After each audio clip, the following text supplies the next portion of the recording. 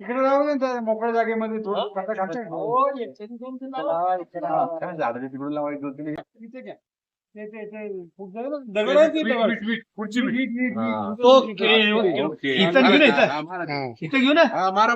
मागे घ्या जरा. पण हे झाड पण आहे ना इकडे. ही काढायला पाहिजे. सध्या दगड आहे